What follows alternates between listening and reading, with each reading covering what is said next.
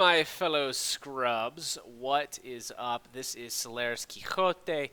I am your host of this wonderful Scrubcast.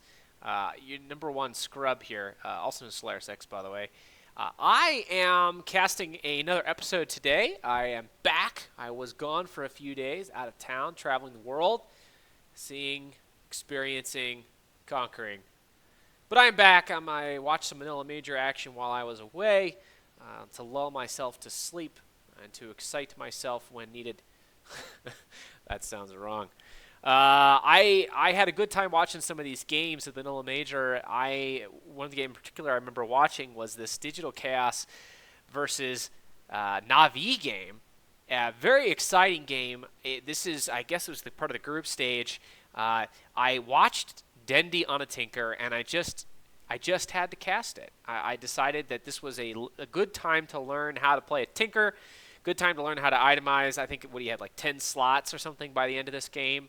I've already cast the Beastmaster General. I've already cast the Phoenix, the Seneko Phoenix. I've already cast the Witch Doctor, the Art Style Witch Doctor. I haven't done the Didgeridoo Lone Druid. But come on, folks, I can only do so many at once. And this game is definitely a Dendi Tinker game. What a game it was. Digital Chaos pulled out the Enchantress on Misery, also a fantastic player who I've featured in other episodes. Mirana, played by Moo, another really good player I would like to watch some more of. He's a very, very good support player. Faceless Void, I think he's an offlaner primarily, kind of like General. Does a very good job. Resolution on the Faceless Void. One of the best Faceless Voids I've seen recently was Resolution Faceless Void. Weeha on the Invoker and a Saxa on a Winter Wyvern, a nasty little Winter Wyvern in this game, I might add. And Weeha is always playing a nasty Invoker. But this game I wanted to watch, I already watched it, but I want you to watch the Tinker. I want to watch Dendi all the way through. I have not watched Dendi yet. Of course, this Dendi being the moneymaker, we'll see how many hits this video gets as opposed to every other one. 50, 20, 50, 400,000. We'll see. Dendi is quite the cash cow. Thank you, Dendi. So we're going to go ahead and watch this, and just in case you haven't watched the Scrubcast before, I watch one hero. That's all I do. I'm not going to watch all these other heroes. I might occasionally scroll over them, but I'm going to watch one guy. His name is Dendi, and he's playing a Tinker. And we're going to see exactly what he does the entire game. And the reason is because I'm a scrub, and I want to learn. And you're a scrub, probably, because you're watching this thing called a Scrubcast. And you too want to learn. So this is how we do it. We learn by watching one player the entire time, preferably a good one, and preferably in a professional environment, not just some stupid stream where people pull out all kinds of stupid spells and you can play in a pub match where there's no risk and there's nothing on the line. Fantastic. Good job, Miracle. I'm being too hard on Miracle. A fantastic player I will cover later on. But this particular case, I want to cover Dendi the entire match. Let's go ahead and start playing the game. From the very beginning, you can see what happens. This is a very exciting game. You should stick around. You could also just watch it on the regular sportscast, people, but you're not going to learn what's going on with Dendi here. You won't see the magic of Dendi all the way through. You won't be able to follow in his footsteps and play like Dendi. Prepare for battle. So you got to watch this. So let me put it on Dendi so we can see what the hell Dendi's actually doing. Dendi goes ahead and starts off with, the standard I'm a mid, give me all your tangos build. Very nice. A couple of Iron Branches, probably to pump up the damage. Also, he's going to be mid, so he needs a little bit of extra health, a little bit of regen. GG Sticks, overall pretty good. Get himself a little tree branch, or a little tree, plant a little tree, grow a little tree. Take a little tango if he's there, getting ganked right there. In mid lane, can't make it out. Pulled up a null Talisman. He's going to use that to put a little stats on himself there. Pretty nice, a little bit of mana regen with the intelligence, but mostly it was just stats. He wants to be able to survive, he wants to be able to kill people, so on and so forth. Tinker, by the way, being a, it is an intelligence hero. It is not an agility hero. He is his main, well, I guess I can't say main anymore because the way that this hero is played, at least in low-level matches, he's basically just a walking March of the Machines. Rearm and March of the Machines. At this level, he is also a heat-seeking missile and a laser. But I want to point out that I didn't realize this, but laser is pure damage. let me go ahead and cast this part, though. So we got a rune contestation, if that makes sense. We've got Dendi here going after the rune. He really wants this rune. He's going to go ahead and grab it, going to deprive resolution of that. It's going to hit Saksa from afar. He's going to be careful. He might get dealt some damage. He's going to laser up resolution to prevent damage from resolution. We'll talk about that in a second. He's going to go ahead and get the hell out. He needs to get back. He needs to block this creep wave, prevent it from crossing. I doubt the enemy, though. I doubt DC is going to have blocked that. Maybe they did. I'm not really sure. Weeha's already in a rough spot. He's going to have to go up against a Snako and a Dendi, who's got a laser. A laser. Pure damage. It makes the enemy miss 100% of the time for 3 seconds, 3.5 seconds, 4, and 4.5 seconds. Definitely want to level this up. It's not just for damage, folks. It's only a little bit of damage. 80 damage to start. Not bad. 14-second cooldown. Pretty spammable little spell. Only 95 mana. Does go up in mana cost, though. So may not be... I guess if you're really, really good with this, you could probably just keep, you know, spamming, keep it at a low level, keep spamming at a low time, and just max this heat-seeking missile and March of the Machines. I'm not sure. We'll see what he does. He's got 4 armor. Looks like Saneko's going to go in on the Icarus dive. And Denny's going to go in and just keep punishing Weeha with his little laser. His laser! So he's just sitting back, he's farming, keeping pressure on Weeha when appropriate. Actually going to give Saneko a little bit of farm there. That's blasphemy to Dendi. I don't know what's going on with that. Going to get the last hit. Then he's going to go ahead and turn his attention to Weeha. Going to try to deny. Actually, he's going to hit the Forge Spirit rather than deny. Probably more important than denying. Get that gold for the Forge Spirit. Nonetheless, you may not be hitting the enemy creeps, but you're going to hit the Forge Spirit and do some decent stuff there. He's going to go ahead and get more last hits. He levels up the heat-seeking missile. That makes sense. March of the Machines isn't something you really want to deal with until I think later on when you got a little more mana and you got to rearm. It does pure damage. Very nice. 900 radius, 6-second duration. But it's mostly a creep wave killing device and something you don't want to fight into when you've got like 3 of those things going on at the same time. It's stacking. And so you can't really do that yet. At least not yet. So, actually, it's magical. What? They must have changed this. I thought it was pure. Well, phooey. Words of my grandmother. Okay, so he goes ahead and gets his bottle. He's got his bottle now at 2 minutes and I don't know, something 2 minutes. He's loading up his bottle. He's gonna go ahead and probably wait for his boots before he does anything. Maybe get those before he pulls his bottle out. He doesn't really need his bottle just yet. He's got decent health. He's got decent mana. He's going to finish killing this creep wave, letting Saneko do some of the damage there to Weeha to distract Weeha from farming mid here. Then he doing a good job getting last hits. I guess that's what you get when you get 2 Iron Branches and a Null Talisman. Keeps hitting the Forge Spirits, putting pressure. He denies. And he's going to hit a Forge Spirit. He's going to do some damage to the Forge Spirit. Keep doing damage to Forge Spirit. He's going to kill the creep. Boom. Deny. Boom. And he's... Yeah, there it is. He put some damage on Weeha, prevent the last hit. Although, he probably could have waited a second on that. It's only 3 seconds. He probably could have got the... help him prevent Weeha from getting any last hits if you got a constant laser spam. It's a laser! So he's getting harassed by this little Marauder guy. Saneko's going to take that out for him. Yeah, look at that. Look at the health on that little sucker. And he's going to time out just as they get a kill. So he actually got the 88 gold. That would have been really great if Enchantress Misery had timed that just, you know, a millisecond better. So he's actually pulling out the... Interesting. Okay, so he's using this to farm. So he got his boots. I guess he's been sending the bottle back on the little courier there to refill the bottle rather than using it to take a rune, because it looks like his friend Artstyle got the top rune. I guess he's predicting he's not going to be able to get the bottom rune.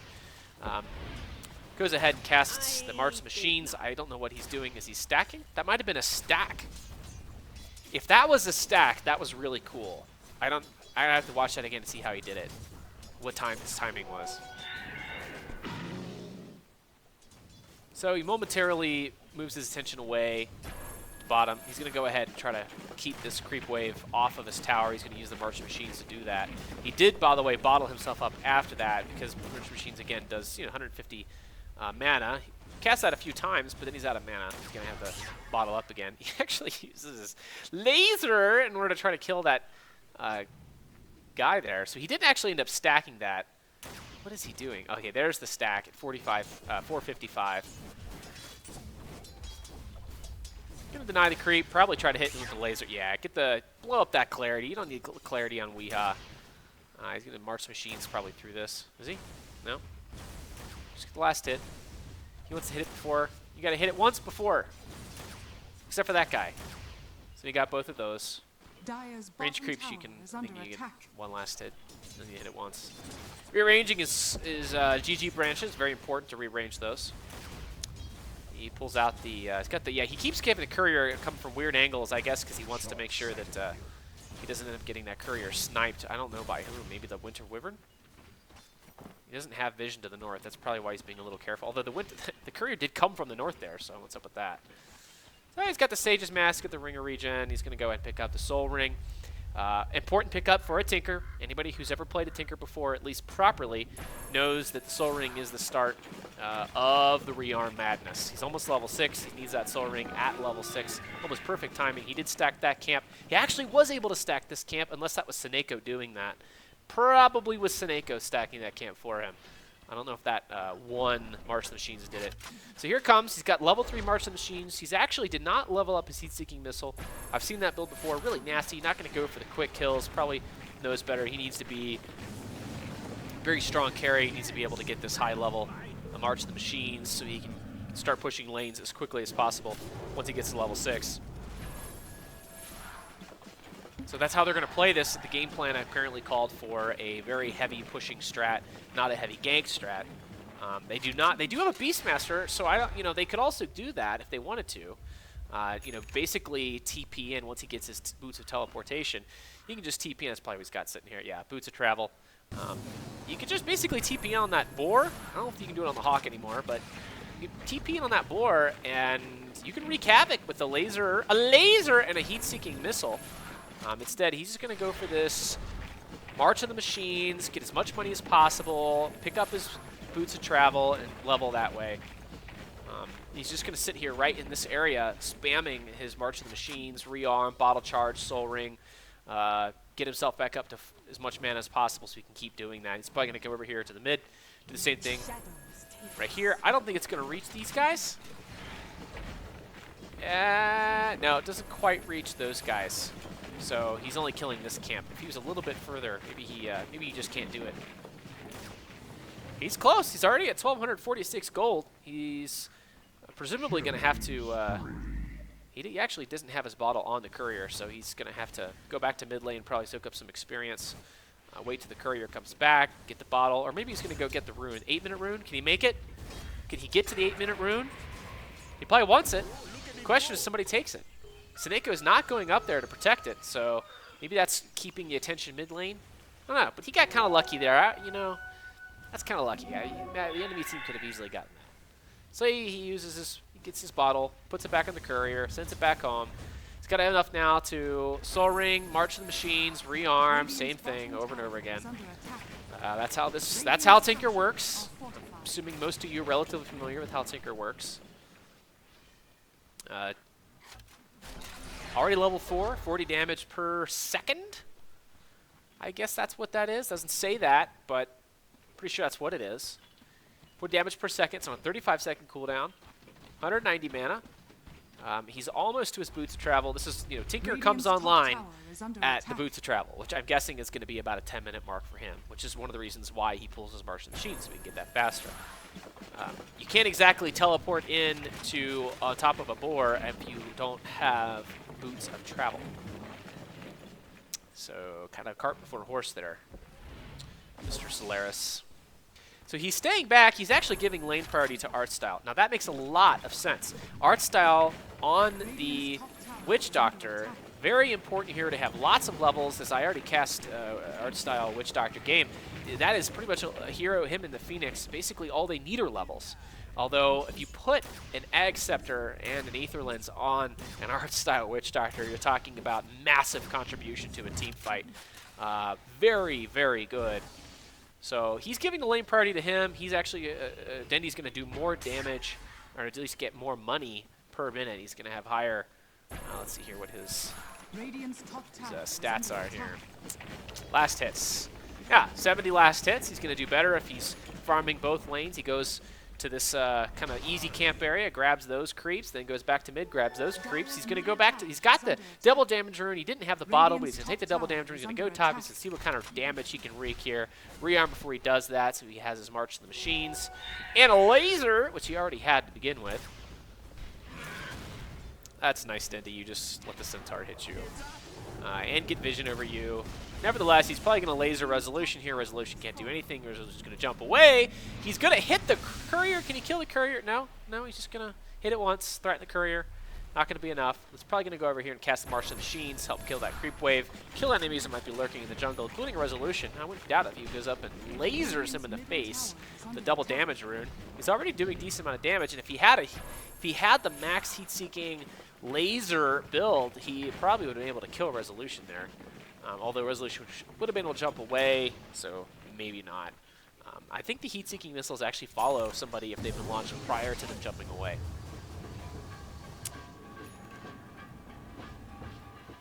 Okay, so Dendi finally picks up his Boots of Travel. He's got level 2 Boots of Travel, or are those just level 1? Okay. Level 1 Boots of Travel, he's finally got them. This is Tinker comes online, whole new game, folks. Where does he choose? Where does he go in here? He's rearming in the base. Takes a long time to rearm at this level. He's going to TP in the bottom lane. He's TPing between the towers. Looks like he's interested in seeing what's going on in their jungle. Wants to see if DC's in the area. He's just going to farm a little bit more. So there's the spot. If you want to farm both these camps at once, it looks like maybe. Are they going to come around? I don't know. Yeah, he pulled them. You see little guy coming out. So he was able to pull him barely, just barely. He's in the right spot. I'm sure he's practiced that spot many a time. So he goes top lane. He's going to farm this camp. He has vision over the enemy in mid. Very nice vision, aggressive vision, actually, or siding, erring on the side of aggression. He's going to be able to have root control. I bet he's going to go grab that and stay out here farming. Or he's just going to TP back, which is what a Tinker does. He does need to get this level 6, or level 6. He does need to level up quickly, because that's going to, very much change what he can do. That very fast rearms totally change the game. So Ditchara's farming in the woods. That's Ditchara going to get ganked. Probably going to die. Looks like Dendi's going to TP in. He's actually going to finish this up. He's got the heat-seeking missile. He actually, wow, I don't know where he got all those levels in heat-seeking missile, but he put them all in there. I don't know if he was saving them or not sure what he was doing there. But boy, did he level that up quickly. He's going to start pushing mid, contribute to team fights when possible, it looks like. He's going to push the lanes constantly with March of the Machines. He's going to get close to a Blink Dagger here, which is important. That way he can blink over to the side, avoid the gank, and that's going to be important when you're going up against an Invoker with that stupid Tornado. You've got the Winter Wyvern with the Curse. You've got the, he can also freeze you in place, gank you. You got the Resolution jump in with the ultimate Chronosphere. That's going to put a hurting on Tinker, so he needs to be able to get out of the way very, very quickly. Now he starts playing like a Storm Spirit. Goes in the enemy jungle, starts farming the enemy jungle, chokes off, slowly chokes off the enemy. Also, it looks like the enemy was in his jungle, so he used that as an opportunity to go invade their jungle. Dendi bottling up, rearmed, recharged, TPing in behind the lines. I don't think he wants the enemy knowing he's here. He just cast and completely whiffed a heat-seeking missile, which is one of the funnier noises in the game. Rearms, gonna go top. He doesn't go back to base between all of his rearms, by the way. I actually do that, and I think I'm just being wasteful. He's able to get to more places at once this way. Very mobile lineup. As you know, NAVI really loves the mobile lineups. That's what the Beastmaster and the Phoenix and the Bear and the Lone Druid and the Tinker, especially the Tinker offers. They usually have either an IO or some kind of, they maybe have a Lycan, or they almost always have a Beastmaster or a Phoenix, maybe both. So this, you can tell the way they're, yes, okay, so you can TP in on a Hawk, which is nice. Get lots of perfect vision with the Hawk. I didn't cover this in the previous game. And they're going to go and they're going to try to kill this Winter Wyvern, I bet. Yeah, see, Winter Wyvern goes out of range after he casts the Heat-Seeking Missile. It does follow. It is Heat-Seeking after all. He's going to go ahead and take this, cut this wave. Hopefully get a kill on all these little creeps. He isn't quite able to kill them. Now the Hawk's going to get vision. Be able to see what's going on behind that tower. They do know there's a Winter Wyvern up here. We've got 2 Hawks. Put them in place. Then he's going back. He needs to get some health. And he's going to probably TP on one of these Hawks again. Instead he decides to go bottom because the enemy is already approaching the bottom, hitting the tier 3. And NAVI can stay up there and push. Then he can get back really quickly if he wants to. He's going to have to be played very carefully, though, because the Resolution can easily jump in. I don't know if Resolution has a Blink Dagger yet. He does not. So here comes Dendi, I think, up the top lane. No, he's staying in bottom lane. But he can get the top lane pretty quickly. I think he's going to probably do that as soon as somebody calls out for help. And looks like nobody called out for help because they were dying. Horrible, horrible death. He grabs his Blink Dagger. Important pickup. Now he can TP in, and then quickly you can TP in on a lane as opposed to TPing in on, say, Hawks or something like that. He's able to scare an enemy, get them to leave, and then just blink out of the way. We'll see how quickly he does this. So he actually queues up the blink, so there's no way anybody's going to be able to do anything about that. And so, you know, you can basically do that. You can TP into a certain area and shift blink, and that way you're able to avoid being ganked. He's going to TP in on the Hawks and be able to participate in this team fight. Probably immediately cast. Okay, he's immediately cast his Heat-Seeking Missiles. He wants to get that off as much as possible. Cast March Machines, rearm, Heat-Seeking Missile, March the Machines, rearm, Soul Ring, Heat-Seeking Missile, March the Machines, and wow. There goes the enemy.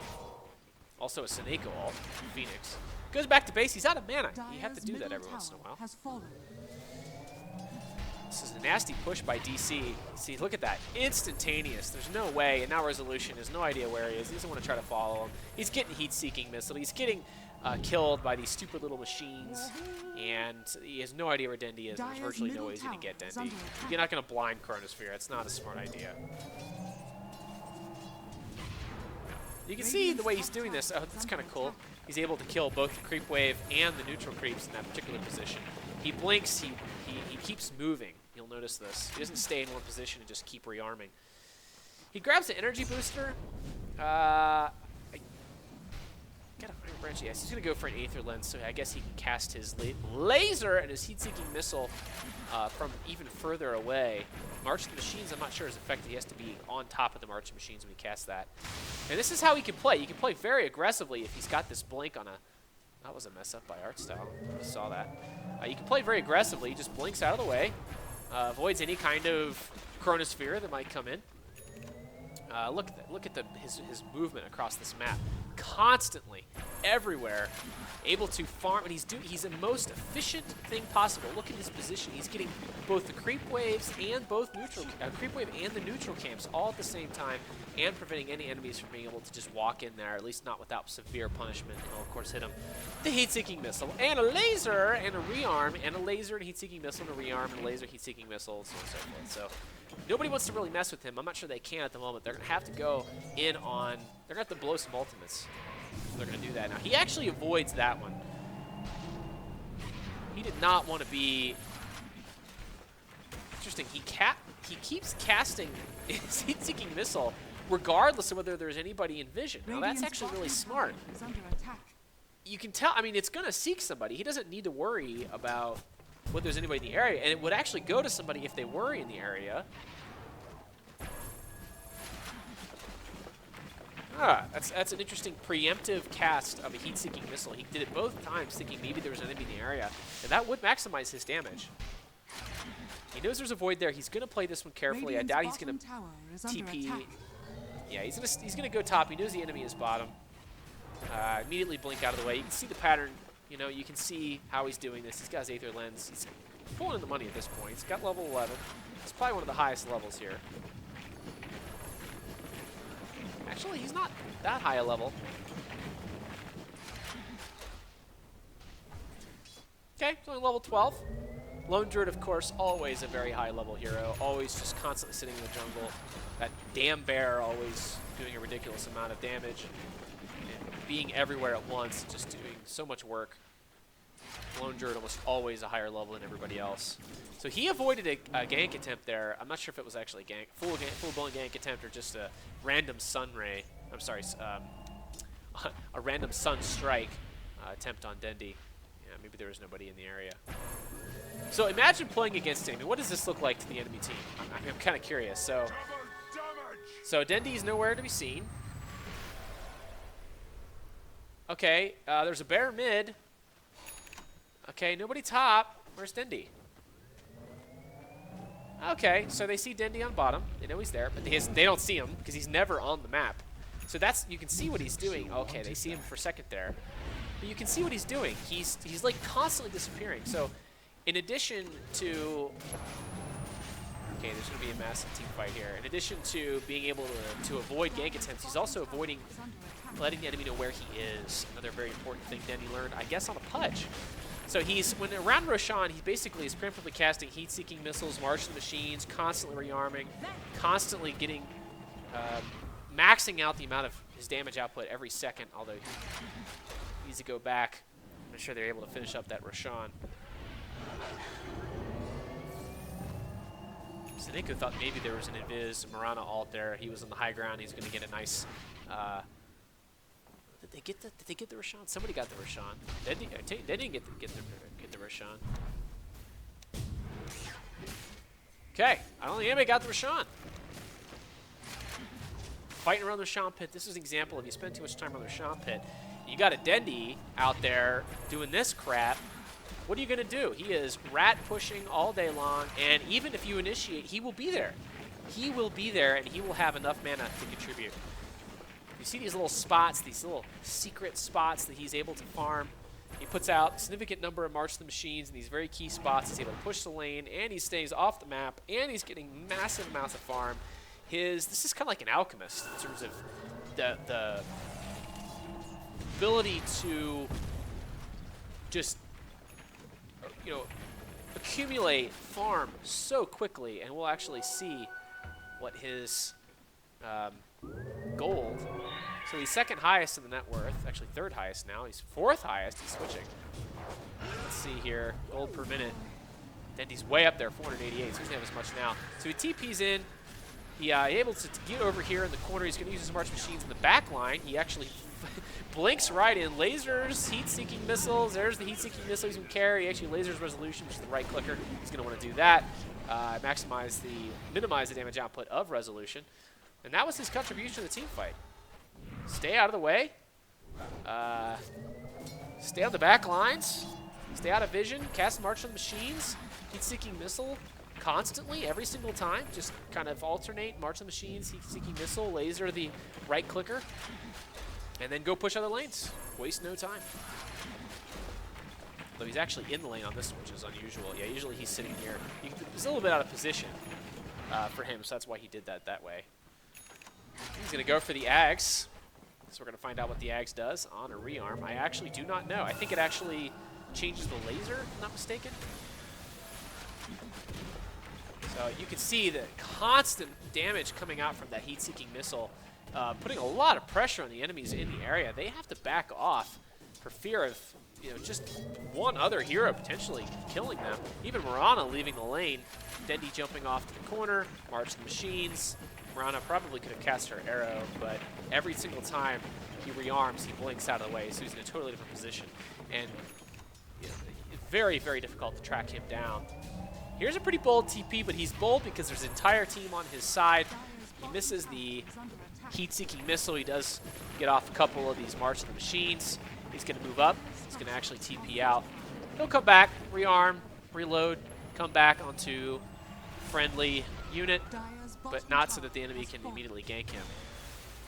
Making these very quick decisions about where to put himself, how to position himself. You know, this is an extremely experienced player, deciding what to do on the fly, where to position himself. He's letting the bear kind of lead. He definitely, he doesn't have a ton of health. He's not playing defensively. He's pretty much a damage output hero.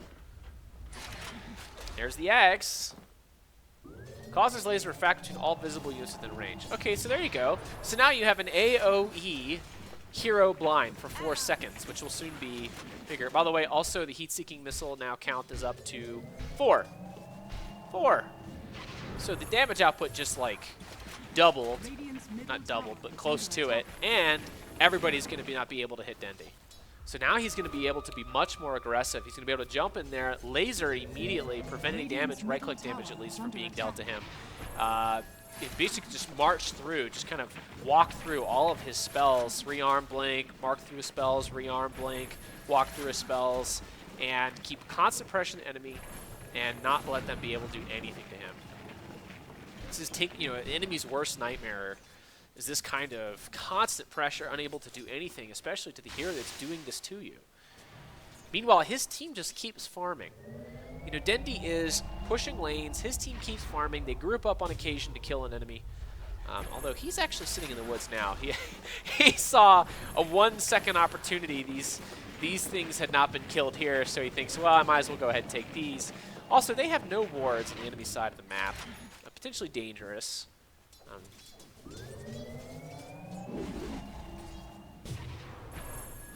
Gosh, that is so annoying to deal with.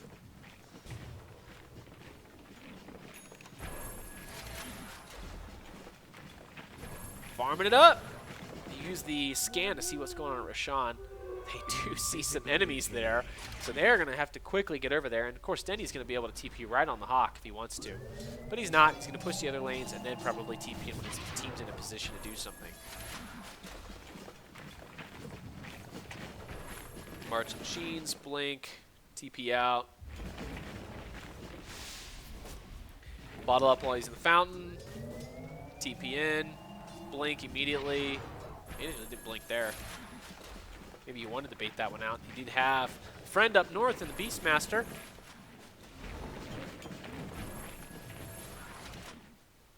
Yeah. He sees the enemy at the Rashawn pit. His team, NAVI, is going to be in a position to potentially do something about this. So he's going to probably TP on one of these. They see there's nobody in the Rashawn pit. They have that little neutral there guarding it.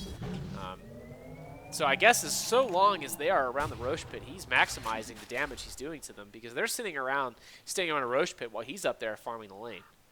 That's gold efficiency. Actually, TP's out. He's going to go ahead and farm here. Chronosphere wasted on somebody. He saw that. I don't know how he knew how to click right there in that spot immediately. How good is Dendi? This is the first time I have watched a mid hero. Typically, you know, higher skill players. Dendi, of course, considered to be one of the very best players in the world. At least he was for a long time. And I think when NAVI kind of slumped there after Puppy left, I think they were taking a hit. And people were questioning whether Dendi was very good. But I think people, after this game especially, they're going to see he's just as good as he always was. So he sits in the Roshan pit. He just keeps spamming out all of these spells. He's going to have to go back to base. He's TPing away. He's going to rearm, reload. Get back in this fight, be able to counter whatever goes on. The Forge Spirit's coming in. He's going to TP right into the middle of all of this. He's going to cast, protect his allies. He's going to blink out, actually. He's going to cast Martian Machines. Here comes the attack. Blinks out. He lasers Arteezy. Or that's Arteezy. That's other game. Weehaw. Lasers. Heat-seeking missiles. He doesn't have enough mana here to cast a march. He's just going to try to kill Saksha here. He's not going to be able to kill him because there's going to be Glimmer Cape. He gets out. Lone Druid gets the Aegis. Decent fight. They do lose an art style, but they kill a Weehaw Invoker, and they kill a Missouri Enchantress. That's how slower the game pace is on DC's side. Watching Dendi is the most excitement they get. They must be so frustrated.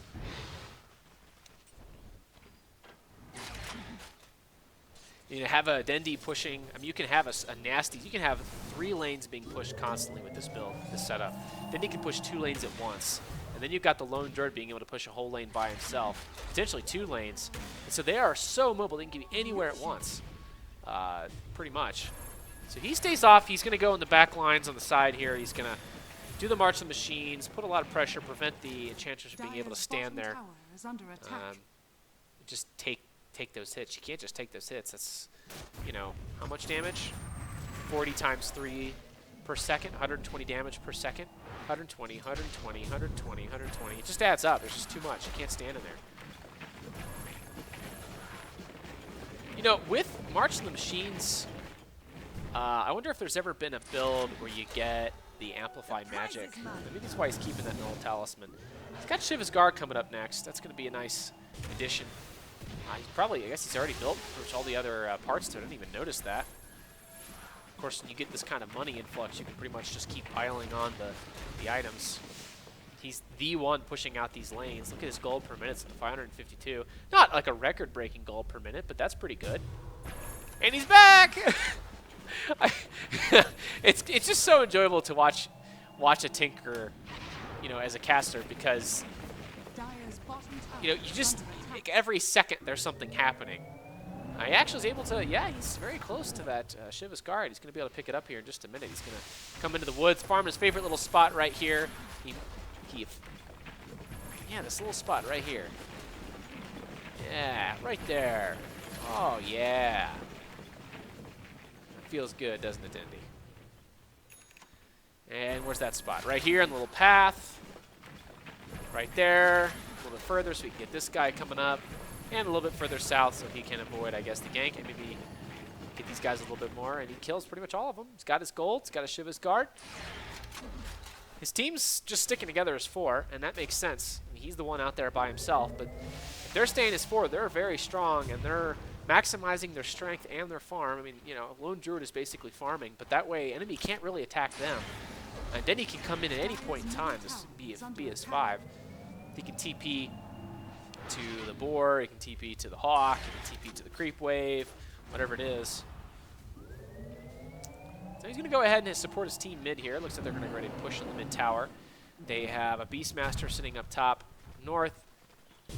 He just blinked. He's telling everybody to get on him. I'm not sure what that's all about. Maybe he's ready to counter-initiate here. He does have the Shiva's Guard. I don't think the enemy knows that. He blinks in, heat-seeking missiles with the Aether Lens from really far. Look at all the heat-seeking missiles coming out. He still doesn't have a chance to laser, but he's going to do that soon enough. My gosh, the range and heat-seeking missile with an Aether Lens, and then you add to that the Egg Scepter, and it's producing about 4 of those things. Yeah, so he's pre-casting Shiva's Guard. You know, he's added yet another thing to his arsenal. He's got all these casting abilities. He's probably going to pick up at some point he's probably going to pick up a Dagon, so he can use yet another thing to cast. But this is going to maximize his ability to take out creep waves really quickly. You know, and so Shiva's Guard, you know, really nice intelligence, going to put a huge amount of mana in his mana pool there. It's got the movement slow on enemies. It's got additional damage. It's got the aura attack slow. And pretty big radius, so he's able to combine this with his March of the Machines, and the enemy's going to have a seriously hard time doing anything. There's the pre-casted Shiva's Guard. Oh, he actually messed that up. Here he goes. Wait till his mana goes up a little higher. He actually got rid of his bottle, so he's not able to mana up as quickly. He has more mana overall now. He's going to pre-cast the Shiva's Guard probably. No, he did not. He's just going to stay back here. So as much as DC is keeping the lanes pushed in, Dendi is keeping them from hitting the towers. And then his team, and then his allies up north are pushing towers. As 4, he can join them at any time. Meanwhile, he's pushing a totally different lane. So really nasty split push. I mean, how do you stop this? He's going to probably precast. Yep, precast Shiva's Guard. Comes in Shiva's Guard. He already has the blink. So he precast Shiva's Guard. He precast the blink. Look at the March of the Machines damage. Shiva's Guard plus March of the Machines plus the heat-seeking missile, and Resolution couldn't even do anything. That was 2 heroes that had to run away. They almost got a kill there on Dendi. They actually used Dendi in the middle of a Chronosphere, which is a bad idea, so that was a mistake on their part. But here's Dendi just running in and blowing people up with the Shiva's Guard, the laser, and the heat-seeking missile times 4. So he's shifting. You can see here what he's doing is he's shifting the bottle. So he gets the bottle, he uses the charge of the bottle to regenerate his mana a little bit faster. He puts the Agnum Scepter back in the way, precasts Shiva's Guard, precasts the blink, comes in, does a ridiculous amount of damage, March of the Machines, steps back, gets out of the line of fire, able to clear the back lines for his friends when they want to retreat. Nobody's going to walk into that through that amount of damage coming out. You can see it again. He's going to bottle up as quickly as possible, shift back to the Ag Scepter, going to Soul Ring, quickly move on, go back to his Shiva's Guard. Precast Shiva's Guard, jumps in, blinks. That was kind of a shitty blink. It's not even like worth it at that point.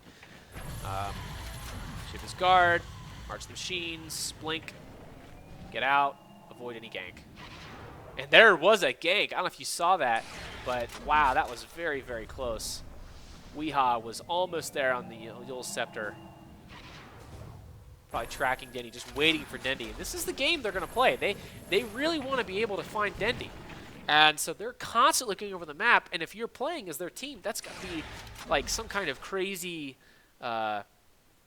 super annoying situation where, okay, so he might, yeah, he's going to avoid that one.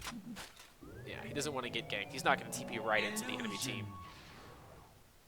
But that's got to be so frustrating for them because they have a hell of a time catching him, and even when they do catch him like they did, they have to hit so many things at once because he's so damn blinky.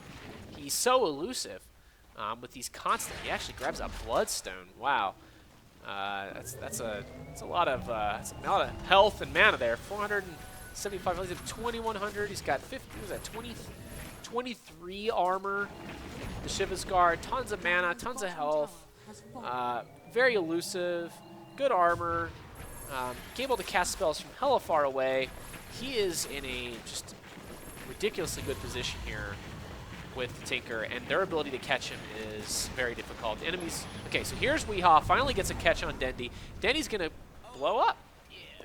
His team was not able to come in there in time, so they were able to get a kill on him, despite all the stuff that they had, all the stuff that Dendi had. Maybe he didn't even able to get a Bloodstone charge, or a Bloodstone sacrifice on that, when able to kill himself.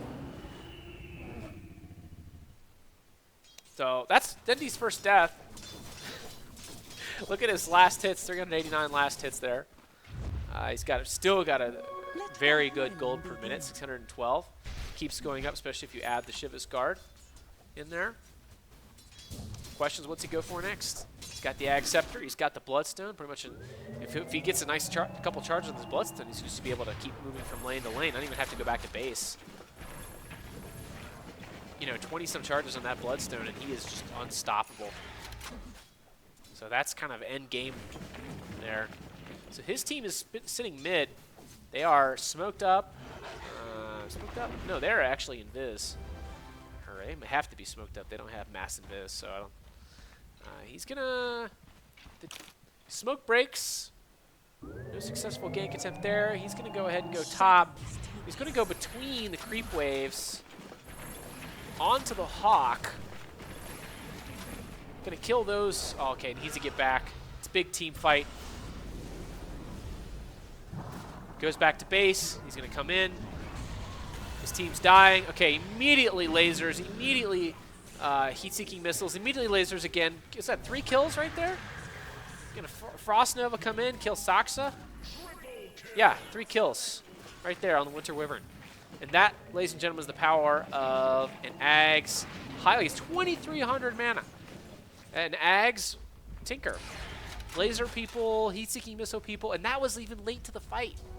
Imagine if you'd been there from the very beginning, and that might have been a complete wipe on DC, and Navi may have not lost anybody. And now that their team is dead, what's he going to do? He's just going to do this. There's no way they can stop him at this point. He's going to probably push up the lanes extremely fast. He could probably be a little more aggressive even. He's blinking right onto the Hawk in this lane. He's going to stop the creep wave before it even gets there.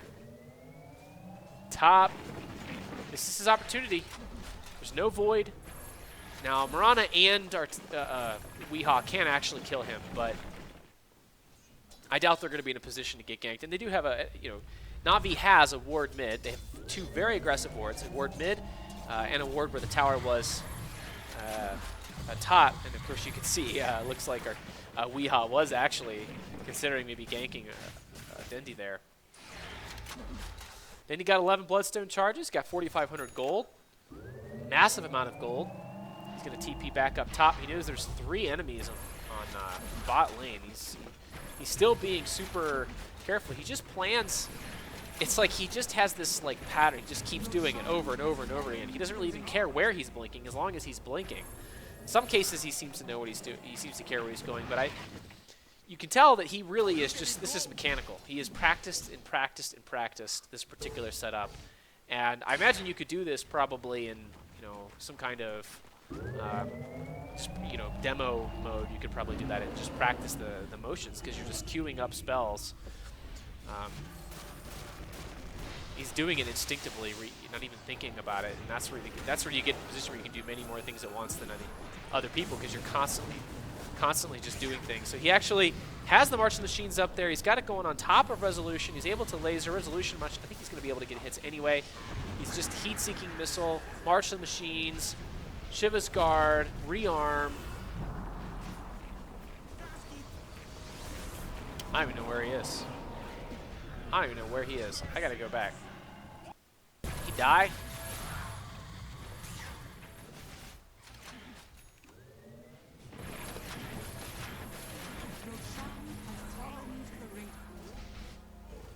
Okay, so here's the death push mid. At least the Rax push mid. Let's see exactly what he does. We'll just watch slowly. That's the advantage of a replay. So he sits in the back lines. He pre-casts the March. Oh my gosh, look at that. 3 heat-seeking missiles go out, probably doing a lot of damage. Didn't even know he's doing damage. He gets the March of the Machines. He casts that. He lasers, which refracts and hits a bunch of enemies, so they're not going to be able to kill General as quickly. He did Heat-Seeking Missile as well, which probably did a lot of damage. He was able to March the Machines as well. There's the Shiva's Guard going to go into Resolution. It's currently BKB. That does not pierce that, so he's going to be protected from the Shiva's Guard damage. Continues to cast the March of the Machines, Heat-Seeking Missile. At this point, he backs way off, and that's because he's going to TP home. I guess he's out of mana. He needs to contribute. Yeah, he's back home. There's the Seneko ultimate. They've only lost Beastmaster at this point. They're probably going to lose the Phoenix. And probably the Radiance. Yeah, the Bear dies. He's going to TP back in mid. He should be able to clean this up decently. What does he do first? Immediately blinks, like always. Heat-Seeking Missiles. He lasers. I think he Frost Nova there to begin with. So that's where that kind of instinctual auto-mechanical play comes in. He doesn't even, you can do so many things at once because he's not even trying. Look at the laser plus Heat-Seeking Missile combination. Able to take out the Mirana there. 66 seconds left in the Mirana. That's nasty. He's got 6,300 health, or 6,300 gold. He's going to TP back. Meanwhile, the Bear is continuing to push the mid lane. I bet you the Bear is going to die here. Yeah. Poor Bear. Dichara, a little. What's up with that? Plants himself a little tree. I'm not sure why. Maybe for the Bear to eat a tango? I don't know what he's doing. That's awfully silly. Then he's just kind of observing. I'm actually looking. This is Dendi's perspective, so I guess he's looking for the right opportunity. He sees Resolution is low. He's going to blink over to Resolution. Heat-Seeking Missile, laser, March of the Machines. He actually didn't laser yet. He goes ahead and rearms before he uses the laser. Then he goes ahead and uses the laser. Another Heat-Seeking Missile, another Frost kind of Nova thing going on here. Heat-Seeking Missile, he's going to be able to kill this misery. Blink over, Frost Nova. I can call it Frost Nova. It's World of Warcraft. Shiva's Guard, laser, and you're dead. And that happens so fast, I have a hard time casting it. I am a scrub after all. He does that with pretty much the last little bit of mana he had. And now he's got more Bloodstone charges, so he needed to stick around and get as many kills as he get as many kills as he could. Mystic Staff, Ultimate Orb. I believe that's a Hex coming up.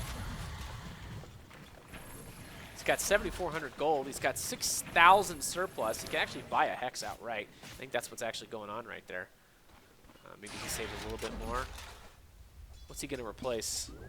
Aether Lens? Does he really need the Aether Lens? I think Aether Lens is pretty awesome.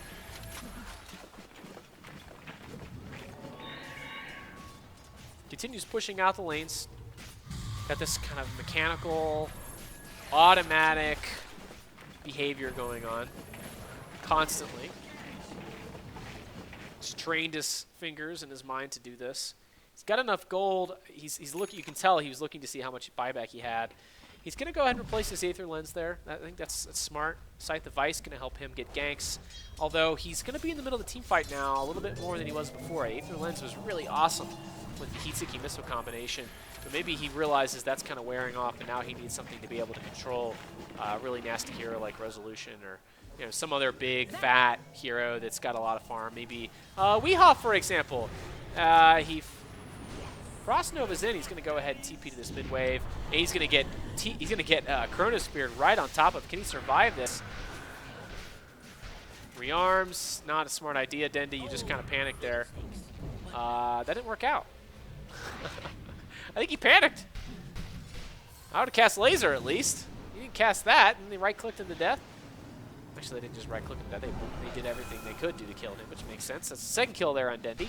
He's got plenty of buyback gold, and what's it, good thing he did, because he just died. And here comes the push mid. But, who cares? They're going to take out probably the tier 2, or tier 2. But they're not going to be able to do much more than that.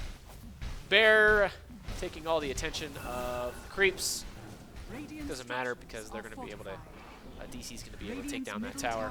Actually, they back off. They back off. Denny's up in 2 seconds. The ability of Denny to get in there and just fuck shit up is unparalleled, especially with the Hawk. Hawk flies right in. Denny goes on top. He got the March of the Machines constantly going. He's got the Heat-Seeking Missile constantly going. He's going to be able to wreak havoc, especially behind enemy lines, especially if they're separated. Okay, here's the smoke attempt. Dendi is part of the mix on this one. He blinks forward. He's going to go ahead and either farm and preemptively rearm, so I guess he can TP out and blink. He's using this as a blink Shiva's Guard tool. I think they found somebody up here, but they don't have anybody up here. Turns out they're back in the base. Staying the heck away from Navi, which makes sense. So he's using Rearm as a blink, and it's only 300 mana, and at this point he's got 2,600 mana. So I'm not sure he cares too much. By the way, Scythe of Vice also gives him another 35 intelligence and 150 mana regen. So, okay, so here's Resolution getting the attack. He moves ahead in Frost Novas. Not going to be enough to stop Resolution, who is currently BKB'd. He didn't actually cast any March of the Machines, which makes sense, sort of, but now there's an enemy in his territory. There's the March of the Machines, finally putting down some damage. You're going to blink forward, get a Heat-Seeking Missile off. Nope. There it is, finally Heat-Seeking Missile. He's leaving. Instead, he's going to farm the Ancients. Is that what he's doing? No, he's going to TP back to base. Start pushing this lane again. Get on the other side of the river.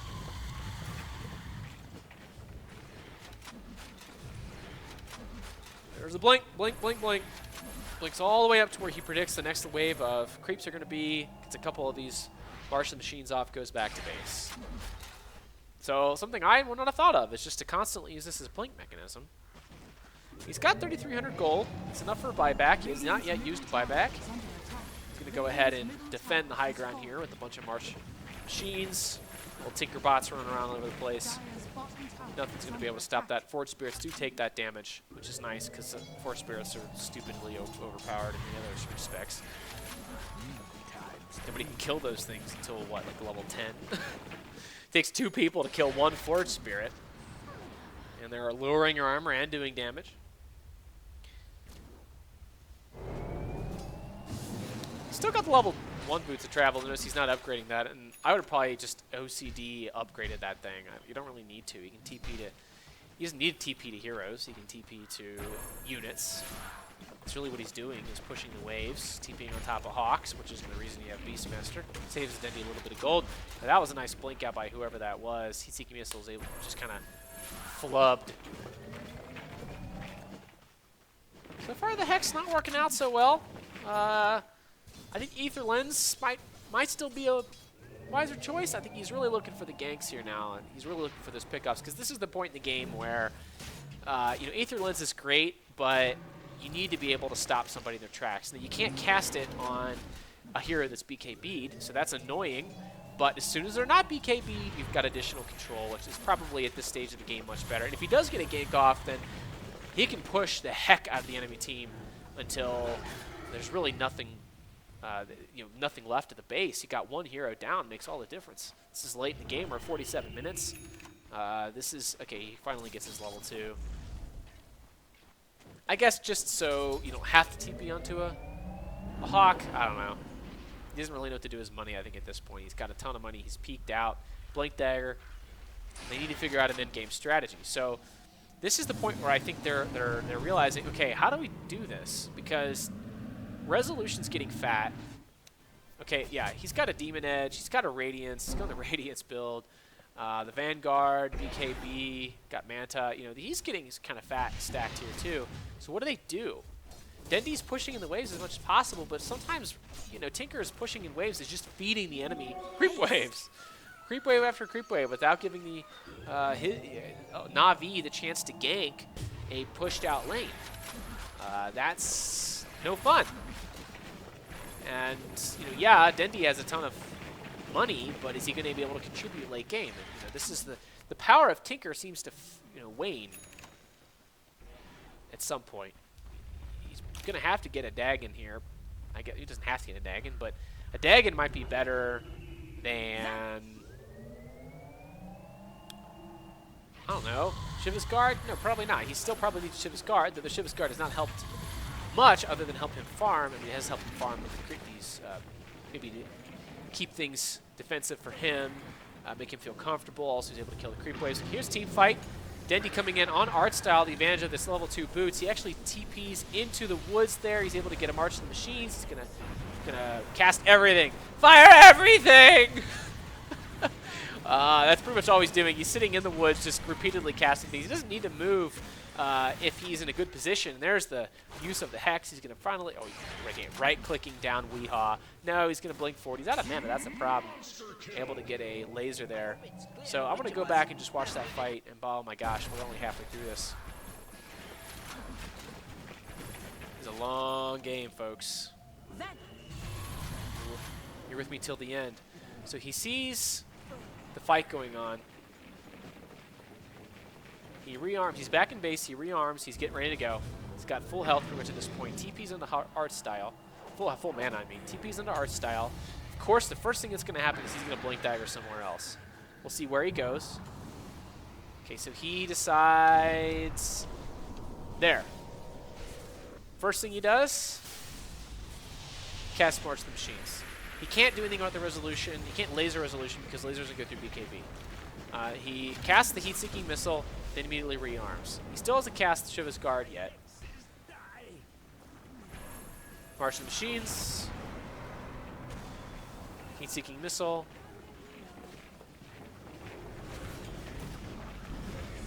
Laser onto Moo, actually. And that's going to also hit resolution. There's the Frost Nova and the Hex, by the way. And he's going to just repeatedly Hex resolution at this point. There's nothing they can do. He's going to probably rearm, and that's when he switches over to Weehaw. Rearm, Hex. Heat-seeking missile. He's going to blink over. There it is. Blink, Hex. Boom. Heat-seeking missile does a lot of damage. Doesn't Shiva's Guard. It's because he realizes he's only got a little bit of mana left. He needs that to be able to Hex again. He's going to be able to Hex again. He re-hexes right there. He right-clicks. This is going to be a perpetual Hex. He's just waiting for his allies to get into range here so we can kill Weehaw. There's the rearm into another Hex. But now, yep, blinks. Another Hex. That's 3 Hexes. There's the laser. Is going to be able to get that kill. Boop. Yep, he's dead. I hope it's clear which of us has the degree. So that's the advantage of the Hex. Something I did not quite realize the power of until I just saw it there. Even though I saw this game before. See how scrubby I am? That's why you get that rather than the Aether Lens. As far as superior, you can permanently Hex somebody. At least until you're out of mana. And he may not be out of mana if he's got a Bloodstone. So... maybe a permanent Hex. I don't know how many charges he needs to be permanent here. Blinks in. Very precarious position. He's not going to be able to blink out because this blink is going to be on cooldown. He's going to rearm, March the Machines, Seed-Seeking Missile, which he should already be casting. He's not doing yet. disarmed by a deafening blast. Where who cares? Just right clicks are pointless. Sitting back, there's the heat-seeking missile pushing the enemies back. Martian machines, just a little bit of AoE control there. Oh, Seneko almost dying to the Misery Enchantress ultimate, which is so disgusting. He didn't do a lot. He took some attention. He got in a really precarious position pretty early on. He's going to maintain the pressure. He almost TP'd into that lane, but then realized there was an ultimate. This is actually pretty aggressive even to the mid because he realized there's an ultimate there. He does blink to the southwest, east, away from the Mirana Viz ultimate to avoid any ganks. And you can even see Weehaw coming around, flanking to his west, would have been his west. He's out. So he can get in, he can get out pretty quickly here.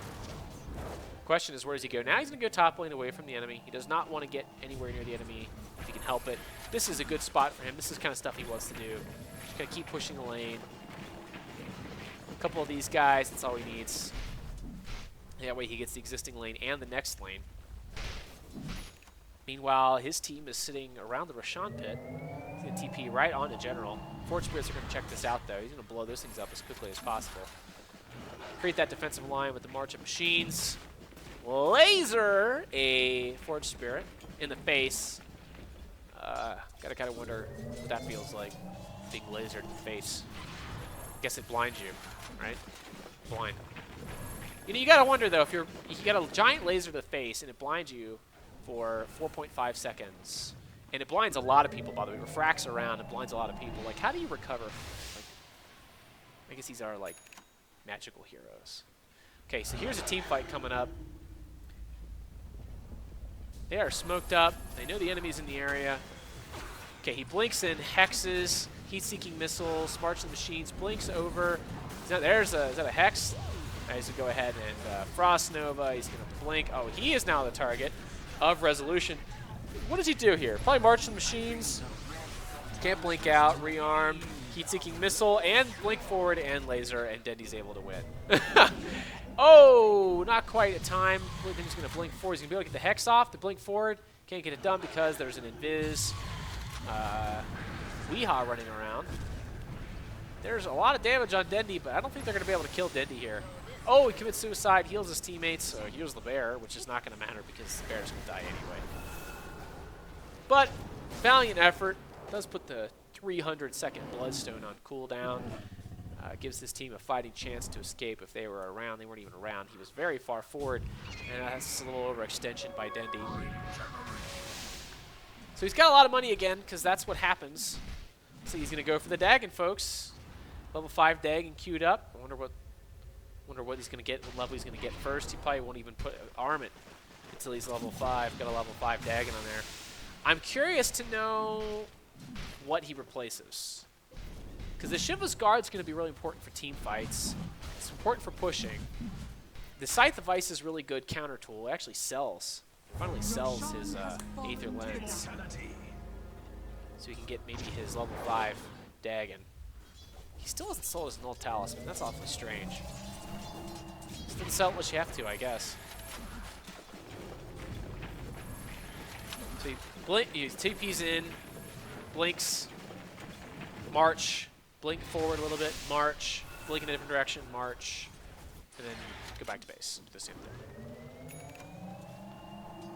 Big creep waves now. Look at how much damage he dealt with that Shiva's Guard there. Just a decent amount of damage right off the bat. He's going to get all the money just pouring in just from pushing these. There's a, you know, how many additional creeps now? What is that? 1, 2, 3 additional creeps? So 40, 50 some gold per creep?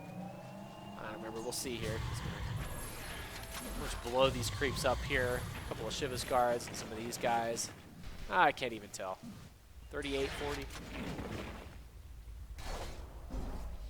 He definitely has enough for a level 5 Dagon. I don't know what he's waiting on. Maybe, I'm not sure what he's going to replace though. What do you replace? You need your boots. You really want your Scythe. You can get a Perpetual Hex, catch somebody out, pretty much ruin somebody in an entire team fight if you can. There's an Abyssal Blade on the Lone Druid. Put that on the bear. That's going to be nasty. So they're trying to maximize their disable and their DPS here. they need to do, because the enemy is starting to become, you got a resolution's really fat. Look at this. Is he going to be able to make this one? TP in the mid, no TP on the art style. Art style's going to move away from the Chronosphere ult. There's the Frost Nova, which isn't going to do anything. He's going to probably cast a few. Yep. Heat-seeking missiles, march the machines, try to continue the damage on the enemy. He finally picks up that Dagon 5. Gets cast another heat-seeking missile and gets the hell out. He's pretty much the last man standing. Art style's going to die. Yeah, so he stood off to the side. He actually got rid of his... Did he get rid of his eggs there? I'm not sure what he had. I guess he had his eggs there, but he moved it there for a minute. I'm not sure what he's doing. Got the Dagon level 4. Doesn't quite want to yet spend all that money yet for the Dagon level 5. He could. Maybe he had it on the courier. That's interesting. So he can't do anything to stop this enemy push, so he's just going to instead push these lanes. Not going to be able to push top. That's what enemies are.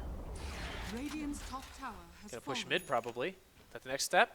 Mid? No, he's gonna defend top. You have to defend top. March Machine's a very good defensive tool. Heat-seeking missiles, heat-seeking missiles. I'm surprised he didn't cast a laser yet. Bastard's probably requires too close. He doesn't have an Aether Lens anymore. So he's gonna go ahead and I guess give up the racks. But the March of the Machine's doing its work over time. Okay, he's moving things around. Looks like he's gonna replace the axe with a Dagon. And I guess, you know, he's able to at least direct this damage. The heat-seeking missile damage is good, and it does a lot of damage in a radius, but he's switching more to single target. He's got the Scythe of Ice. He's got the Dagon now. Hopefully what's going to happen with this is he's going to be able to blow up a hero. And maybe that's what his calculation is like. Yeah, I'm doing a lot of AoE damage, but I'm already doing a lot of AoE damage with the March of the Machines and the Shiva's Guard. I need to save this. I need to have a little more single target damage so we can actually blow somebody up. And now we can hunt. And, you know, a Dagon does 800 damage. You combine that with the Scythe of Ice and a Rearm, and it's, you know, ridiculous amount of damage. Laser, heat-seeking missile, Dagon, Scythe of Ice. Laser, heat-seeking missile, Dagon, Scythe of Ice. And the enemy just perpetually stunned and dead. 800 damage every single time he Dagons. He's got the mana for it. It's only 180 mana. He's got 2,800 mana here. He's been level 25 probably for a while now. Hopefully going to pack on some more Bloodstone charges. So he's trying to scale as best as he can, but he's also trying to deal with the issues that are presently before him. And the issue being he needs to be able to kill these enemy heroes, and he's just not able to do it. Single target. And this is, again, you know, this is where the Tinker... Oh, he's going to probably back out of that one. Yeah. Doesn't know what's happening, stays out of the way, and he can easily blink in. He's not going to be able to take on Weeha by himself without knowing what's going on in the area, but there's no Hawk to give him vision, so he backs out. But he might actually try to take somebody here, so let's see if he tries that. He's not going to blink forward. He potentially could. There, he actually is trying to be aggressive there. He sees somebody there, and he tries to get aggressive. He's going to be able to use the Dagon. Actually, he's got rid of the Shiva's Guard there. He's going to keep the Ag Scepter. I guess he decides that that's better than Shiva's Guard. I think maybe it's better because every single time he's used Shiva's Guard, they've had BKB, and it really hasn't helped. And he keeps shifting. He's actually moving between an Ag Scepter and a Shiva's Guard. I guess he puts the Ag Scepter on him when he thinks there might be a team fight. And he's always probably going to go back to base. I'm guessing he's always going to go back to base before a team fight and be able to pick up that Ag Scepter. So he's just shifting between these two. If he's going to go to the creep wave, he's going to bring his Shiva's Guard. If he's going to go to the team fight, he's going to bring his Ag Scepter. What an amazing ability. You know, you've got the laser that does refraction blind all over the enemy. Just lasers all over the enemy's face. And then he's got this Dagon. I'm sorry, then he's got the heat-seeking missile ×4. That's a lot of damage output. He's not going to have if he has Shiva's Guard, so he needs to keep that Ag Scepter around for team fights and Shiva's Guard for pushing lanes. I'm going to take that. That's awfully risky. I guess this entire team's with them. Here's a team fight. They're going to lead with the Spirit Bear. He's probably just going to keep pushing lanes until he feels like he's needed. Okay, there's the ultimate on Dendi. Dendi's going to get hurt here. They're going to try to blow up Dendi as quickly as possible. There's he. Frost Nova's away. Is he going to be able to get out? He's going to rearm. No, he's going to get killed here by probably a quick hit. Yep. Actually, not even going to have time to commit suicide. He buys back. He's going to TP into this team fight. There's the TP. He's actually kind of late to the battle here, but he sees Mirana up north. He's probably going to go ahead and blink. Slows her. Keeps the blink slow, blink slow. There's the Dagon. Doing work, doing work. The Hex and the Dagon and the heat-seeking missile doing work. He's going to be able to probably take out this tower now. I don't know if they realize Mirana's down without buyback for 107 seconds. And then you've got Weehaw with 87 seconds down. He's probably going to buy back here in a minute, especially if the general gets down pretty low. Almost died there. Dendi going to protect the back lines, or the front lines, I guess, as they retreat. Going to be able to come back, protect his own base. This is another nice feature of a high ground Dendi. It's not quite Timbersaw high ground defense, but it's certainly very, very good, especially against enemy creeps. That Shiva's Guard and 2 or 3 levels of March of the Machines is just so deadly. I bet Dendi would have preferred to have, 23 or some charges here on the Bloodstone. And credit to DC for killing him a number of times, or at least forcing out the sacrifice. So he doesn't have 23 Bloodstone charges, and that's the reason they go for him as soon as possible. I want to keep that down. My gosh, this game would be different if he didn't have to go back to base. Even then, he still is able to go back to base. Okay, this might be the death push here.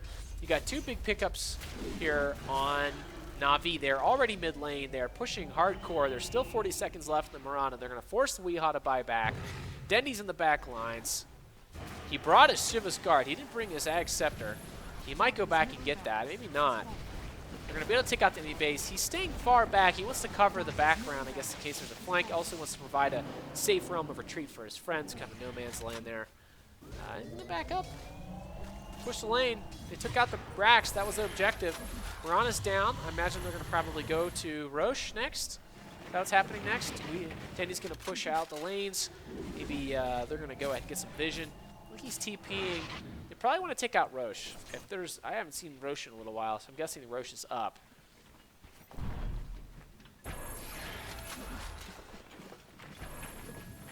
Preemptively marching the machines. Here's the team fight. He's gonna heat-seeking missile, gonna reload, gonna frost, just kind of walk forward and do damage as much as possible. And there's the Winter Wyvern ult on top of Dendi. Not a lot of damage, pretty shitty ult there. He's gonna hex up. I don't know who that was. He's actually gonna blink into a deafening blast, which is not very good. But then he just blows up Resolution with the Dagon. I think that was a laser. Walks right into a Mirana arrow. Not so good. Gonna blink over to Moo there. She takes a Sunstrike to the face. Decides not to blink over to the Moo. Instead, he's getting. I guess he was maybe got stunned there by the Invoker. Gonna grab the DD rune. No, he's probably gonna leave the DD rune to Lone Druid. Yeah, instead they're gonna take Roshan. That's a much better fight here. If the Winter Wyvern is down, by the way, terrible Winter Wyvern ult there. Art style attacking Dendi is just not the best use of your Winter Wyvern ult.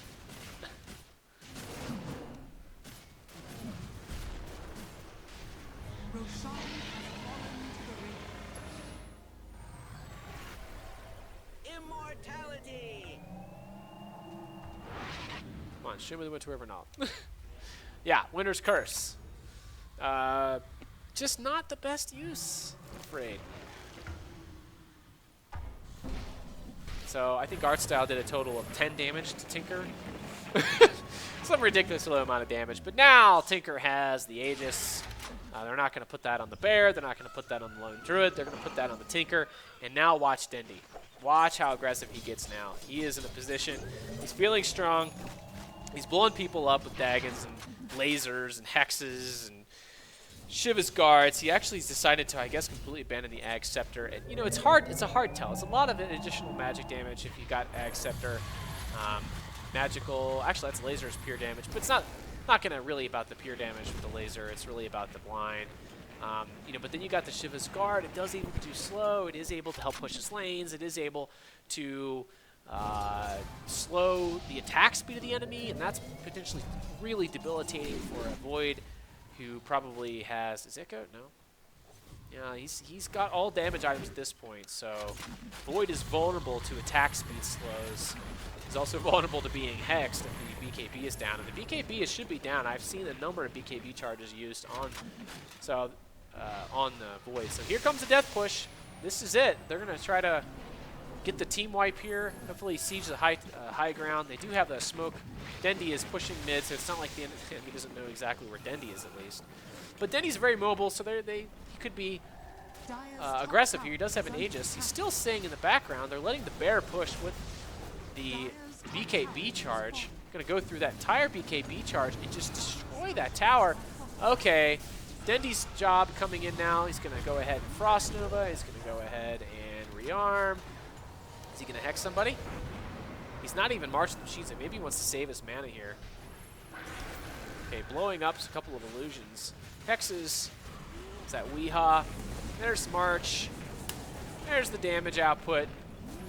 Waiting for the BKBs to run out. There goes the Rax. Creaming the Rax. Look at that bear. Go, little bear. He's going to blink into this Weehaw. He's probably going to... Oh, he's back to base. I guess he's out of mana. That is the one, you know, he needed the mana. I guess he realized the Bloodstone wasn't worth keeping on him. Ultimately, the Aegis. Okay, Dendi blinks and blows somebody up. Look at the amount of damage coming out of a Dagon. He actually ends up dying, but it's actually just an Aegis. So here comes more. Huge amount of damage. Laser, heat-seeking missile, Dagon, but he ends up dying. So Tinker is now down. So that was actually pretty bad. DC, I guess, probably had a few buybacks there.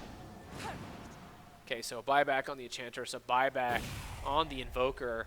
A lot of money spent, but Dendi died twice. Dire's middle tower. Look at the amount of look at what he did though. You know, 3 heat-seeking missiles. He's got 2 Dagon blows off on that. 3 Shiva's guards.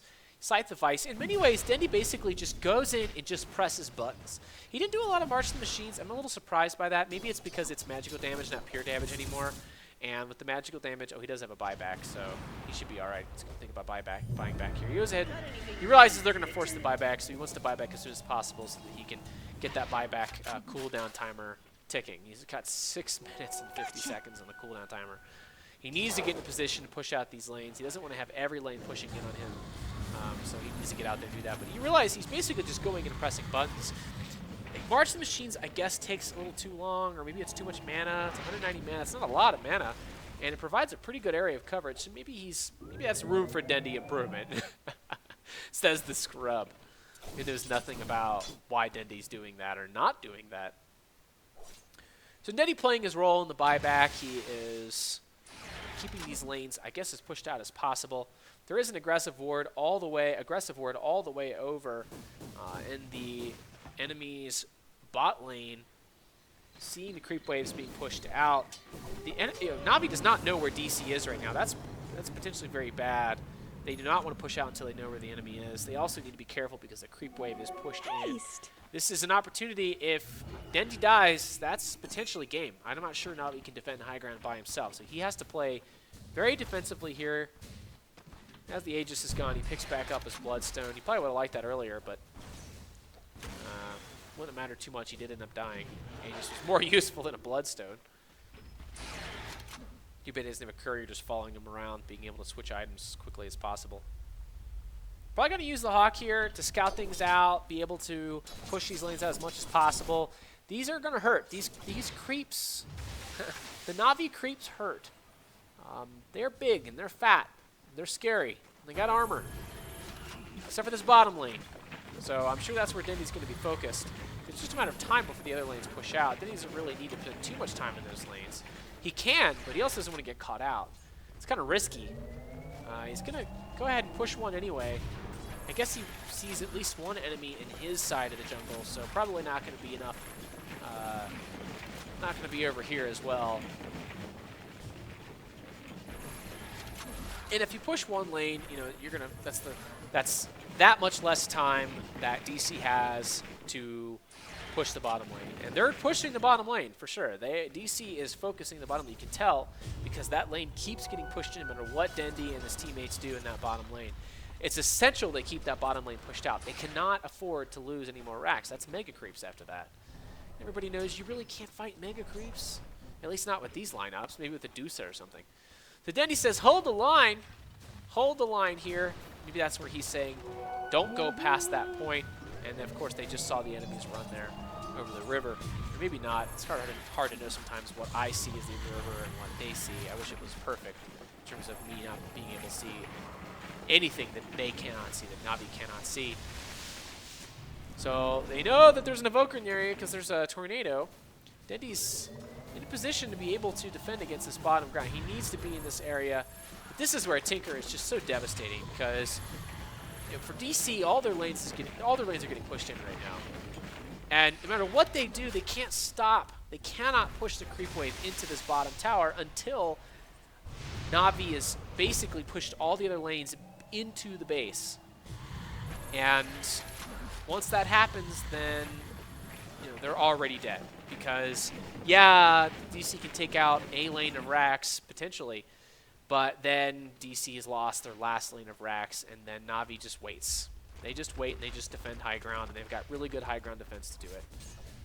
At this point, they've got a BKB piercing stun on the Beastmaster. They got a BKB piercing damage, potentially stun on with the Supernova.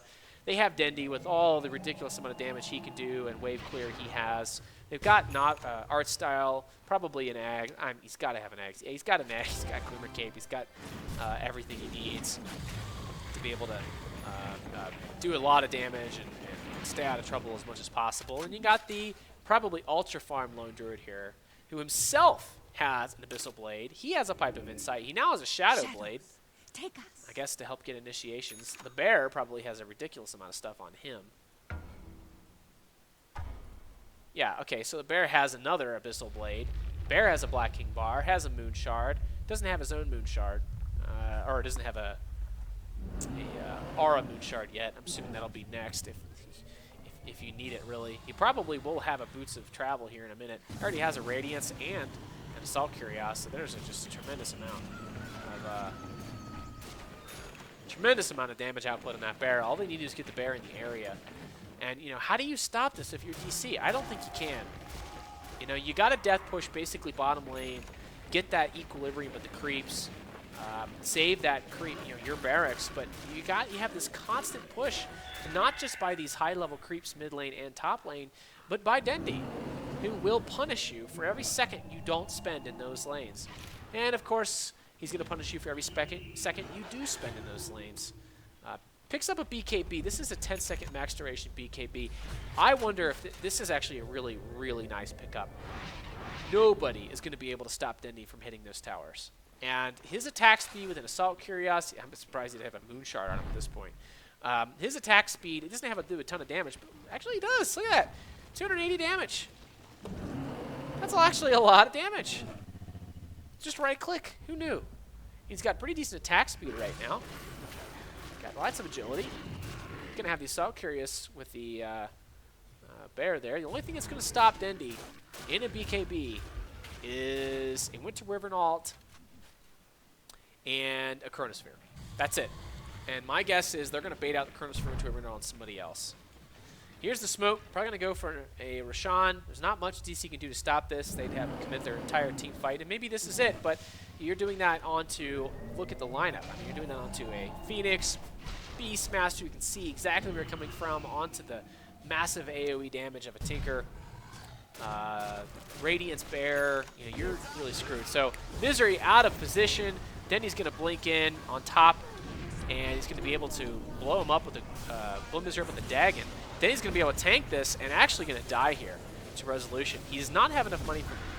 He should have enough money for buyback, but he doesn't have enough money for the buyback cooldown was actually off, so he's actually gonna probably buy back right now.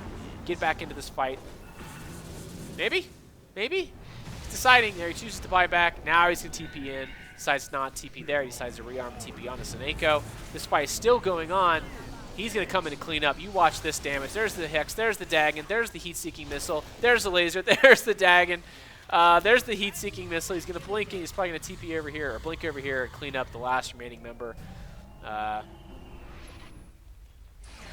he's going to go back to base first. Once the enemies are weakened a little bit and their BKBs are down, woo! Woo! Thinker's a nasty hero, folks. All that magic damage. Look at that. 800 repeatedly over and over again. Heat-seeking missile, 350 per little missile. You've got, you know, how many missiles? You've got at least 2 missiles there. And if there's only, you know, 2 or 3 heroes, that's all you need, right? You got the repeat with the Scythe of Ice, Hex. There's nothing you can do about it. Now Dendi's got an Aegis. Dendi has a BKB. I wonder if he pops the BKB on here and then just gets rid of the Shiva's Guard and just goes for the tower push. His teammates are already in position. He's going to go for a... maybe is that a... What is that? A butterfly? I'm not sure even know what that is. So, he chooses to not go with the BKB. He's not going to use the 10-second duration BKB. I'm surprised. He could probably just push down these racks with it. Instead, he's going to use this last little bit of Shiva's Guard. He's going to just max out the amount of contribution Shiva's Guard makes. Probably going to go back to base now. Maybe pick up BKB now? No? He's thinking about it. Recharges mana. Got the Necrobook to jump in on if he needs to. Decides to stick out with the Shiva's Guard. Maybe push the lane a little bit more before he commits to BKB. Not quite into execution range for the death push. Loves that Shiva's Guard, doesn't he? Just loves it. Look at this slow. Enemies can't even get to him. Of course, he's going up against pretty much all ranged heroes in the enemy team. DC's only melee hero is Resolution, who can easily close gaps. But he's maxed out. He's got a Mjolnir. He's got Boots of Travel. He's had Daedalus for a while. He's had Monkey King Bar for a while. His Black King Bar is down to 5 charges. That's no good. He's going to go ahead and get a Refresh Orb. Actually, he's had a Refresh Orb for a while now, which he desperately needs for the Chronosphere. Heck, he might just keep purchasing Refresh Orbs at this point. And so he's going to go for an Axe, and that makes sense. He has to have. That's the only way they're going to shut down Na'Vi is with just a bunch of Chronospheres. Just add, you know, Chronosphere, Chronosphere, Chronosphere, and all of a sudden, you know. But that's a lot of weight on Resolution's shoulders. I don't think he's going to be able to bear that weight. It's just too much. Rana stacked to the gills. Actually doesn't have a Daedalus yet. It's kind of surprising there. Does have the Mjolnir. Does have the BKB. Only 5 seconds left on that. Of course she has an Axe, which is going to maximize every 8 seconds. Look at that crap. Tome of Knowledge here on the Evoker. I'm surprised he's not level 25 yet. Because he is now. At that last level, he's got the Octarine Core. He's got the Refresher. He is stacked to the gills. Weehaw is going to be able to do pretty much the full combo here. And they're just avoiding each other. Playing this as late as possible, but you can see General hiding up in the woods, using his Hawks to scout out the enemy. They're probably going to rat in if they get a chance. Steals the Hawk. Oh, that's dangerous. Get out, General! Get out! I don't know if you can actually, if the Hawk survives. It probably does survive, though.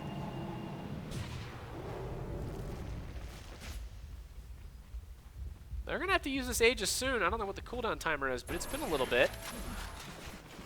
And the game's getting closer to being over, folks. And he's back to the same position he was in about minute 4. Vision game. I don't know. Got a ward, and it's somewhat unusual spot over the rune. You got a ward over the Roshan pit, which makes sense. They get a good vision of that whole area, so that they know, Na'Vi knows if DC's in the area. And that vision, getting vision there over the Mirana, getting vision over the Enchantress. He's probably going to, Misery's probably going to deward that. He knew it was there. May not care anymore. Probably should care. You get a gank on one of DC's heroes, and that's it. They don't have buyback. At the moment, buyback on... And he's not on buyback. He might be waiting for that buyback. But he needs to use the Aegis, so he's probably going to use that before the buyback. Maybe it'll time out appropriately. He could use that, die, and have buyback by the time the enemy is able to get back to his... Especially if they got the lanes pushed out, back to the base. It looks like Resolution and Weehaw and Mirana do have buyback, so that is dangerous. They are going to be able to contribute. And the end of their enemies looks like the Winter Wyvern does not have buyback. They have only a buyback timer, but does have a significant amount of gold. Probably not going to be able to accumulate that without a few kills. Enchantress doesn't have anywhere near enough money for the buyback. Beastmaster does. Art Style closing in on his buyback gold. And his buyback timer's cooling down. So, you know, they're getting close to the point of execution here. I think they're probably going to go on... They're probably going to go... Yeah, okay, so the Aegis is reclaimed. Is that what that was? Yeah, so they're actually waiting for the buyback here. I'm surprised they didn't use the Aegis at all. But then again, you know, at this point, if you don't... Aegis means, I guess, a little bit less because, yeah, you pop the Aegis, but if you can't commit to the rest of the team fight, then that means you're dead and you don't have a buyback. So the buyback is actually more important right now than the Aegis. Aegis is great if you have it while you have buyback, but if you don't have the buyback, then you're going to put yourself in a position where you're just going to die over and over again if you haven't won the team fight. Going for the gank on Mirana. Going to be able to get it off. Yeah, there's the Hex. There's the Frost. There's the... Wow. Just wow. She's going to have the buyback pretty much instantly here, I imagine. I doubt she's going to wait 95 seconds. She's an important part of their counter push. See, this is where sometimes I watch these professional players and I'm like, why don't you buy back? You need to buy back. There's no way Navi is going to wait. They are going to push this to the absolute advantage. They're going to wait till you're at like 30 seconds, 25 seconds, and then they're going to push your base. And they're going to force you to buy back anyway.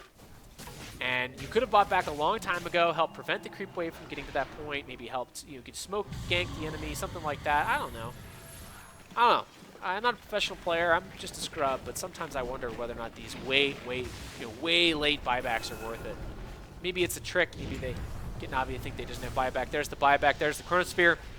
Warrior's going to blow up Art Style. Then he's going to blink backwards. Probably going to go ahead, cast Heat-Seeking Missile, cast the March of the Machines. His team is dying, but he's able to finish blowing up Enchantress there with the Dagon and the Heat-Seeking Missile. The Bear is still doing some damage, but the Mirana is back in action and able to turn that around. So maybe the trick there on the buyback, waiting on the buyback, is to try to lull the enemy team into a false sense of security.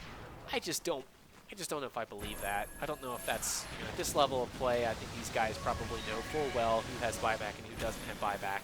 They probably remember it, and if they don't remember it, they probably have written it down on their little private team chat. So, I don't know. Maybe it's worked in the past. And meanwhile, Enchantress is down for 57 seconds, but so is Art Style. Art Style being the bearer of bad news, anybody who gets near that death ward, so I would, probably we're going to wait till maybe the next Aegis? I don't know. Because at least Dendi has the buyback, so at least there's that. Art Style may not have buyback. Actually, he did not buy back. He's not going to buy back. He only has 307 gold to a buyback. So this is what they're going to do. My guess is keep the lanes pushed out as much as possible. Benefit from the Enchantress being dead for a little bit longer. Kill Roshan, get the Aegis, which is something they're going to be able to do with this lineup. They're going to be able to kill. They're going to be able to, barring an amazing team fight, couple of Chronospheres from DC, I don't think they're going to be able to prevent a Roshan. And even if they do, an extended fight at Roshan Pit means that these creep waves are pushing in on their base. But Dendi actually TPs in, makes a mistake.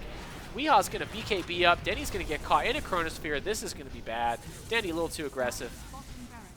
Is he going to wait 120 seconds? Is he going to buy back?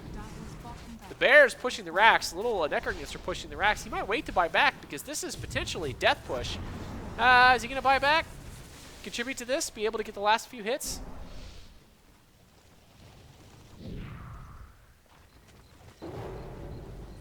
I don't know. He's thinking about it. So looks like his teams are able to, or his teammates are able to escape here. Suneko using the sun ray to go through the trees, get in a different position. So he's gonna wait. He's gonna wait it out. And the thing is, I guess it makes sense because Roshan's not up yet. They're waiting on Roshan anyway. They're going to not have too big of a problem pushing out these creep waves. They did get one Rex. That was sort of a success. They could probably take this Bear and just run it up to the racks and hit it a few times. Backdoor protection is going to be there. We'll see if that's going to make a difference. But that could potentially rat this enough. And all Navi has to do is stay back and defend their high ground, which they've got a decent enough high ground defense with, as I was saying earlier, with the Supernova. Dendi's not there, so that's a problem. Beastmaster ultimate can save 5 seconds, but he doesn't want to let all of his teammates die, so this is actually a dangerous situation. There's a lone druid hitting on the racks. Wow, they're gonna have to do something about this. They cannot push this because he will take that racks out, and that's the end of the game for DC with mega creeps, and they immediately blink back the bear. Navi immediately blinks back the bear for the defense, and that's so devastating for DC. They can't keep pressure on any lanes because at least they can't keep pressure until the Spirit Bear goes back. Now maybe they can pressure the mid again. It's now the Spirit Bear's back, but all they're gonna do is run the Spirit Bear back up there, and I bet you the Spirit Bear has boots of teleportation. Dendi's back. 1 second. TP's in. There's a smoke. Okay, he has to rearm TP on somebody else because I think the Hawk died there. Visitor in general. Here it is. Here's the final push. Rashawn is there. DC is pushed all the way across the river, even though Dendi was basically dead for a while. He's going to finish pushing here in bot lane. He knows that the enemies are too far away from the Roche Pit to really contest. He's going to punish them to the maximum here. He's going to push the bot lane while they're trying to defend mid lane against these big giant creeps. He has the extra push power with the Manta style. This is it. This is the death push. We're 86 minutes into this game. Dendi's probably going to pop open the BKB. Shiva's Guard? No, he might keep the Shiva's Guard. Nope, not going to use the BKB. Instead, he's going to use the Manta style, which is another castable thing you can just keep spamming over and over and over again. He's not going to actually use that yet. Going to TP back to base. He's going to use this Manta style. Perhaps it is a bit of a surprise. Okay, team fight. There's the counter attack. Dendi's TPing in. There goes the heat-seeking missiles. I'm not sure where Dendi is. Okay, he's actually blinked right into an enemy stun. Actually, that was a Winter Wyvern ultimate.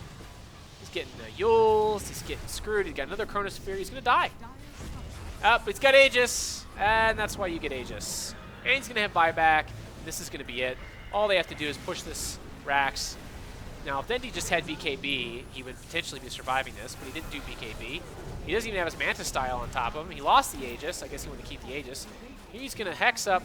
He's going to Dag, and he's going to... Oh, my gosh. Look at the amount of damage he did to Resolution. Permanent Hex. Buyback's going to happen right now. No, he's not going to buy back. That's Rax. That's probably game. Looks like the Bear is able to finish the Rax. So even though they lost 3 on that one, three big deaths, Lone Druid, Tinker, and Beastmaster. There's a buyback on all 3. DC's got full force of their team. They did have to buy back. They only have a couple buybacks here. They're going to be able to kill the Spirit Bear, but meanwhile their base is going to get ransacked. They got Mega Creeps being spawned at Navi's base. There's the buyback from Beastmaster, presumably to fly that Hawk over to the enemy's base so they can all base race if necessary.